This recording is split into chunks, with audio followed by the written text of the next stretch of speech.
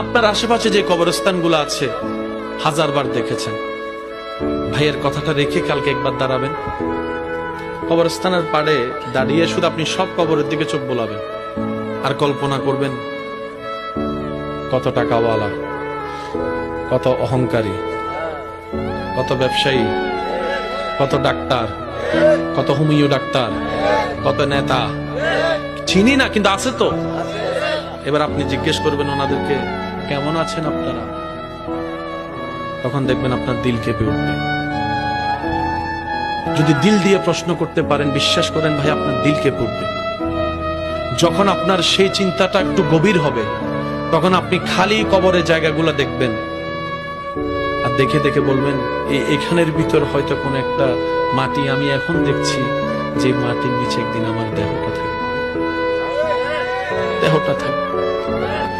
এই কবরস্থানে অনেকে শুয়ে আছে যারা জীবনে বেঁচে থাকা অবস্থায় এই কবরের স্থানের পার দিয়ে হাজারবার হেঁটে গিয়েছে সকাল সন্ধ্যা, কিন্তু বুঝতেই পারেনি ওনার চিরনিদ্রার জায়গা সেই কবর এখানে শুয়ে আছে, এখানে পড়ে আছে। আমার জন্য হয়তো সেই কবরটা এখানে ঠিক করা আছে। বিশ্বাস করুন ভাই, রব জান্নাত দেওয়ার জন্যই জান্নাত বানিয়েছে, আমাদেরকে জান্নাত দেওয়ার জন্যই রব আমাদের জন্য জান্নাত বানিয়েছে।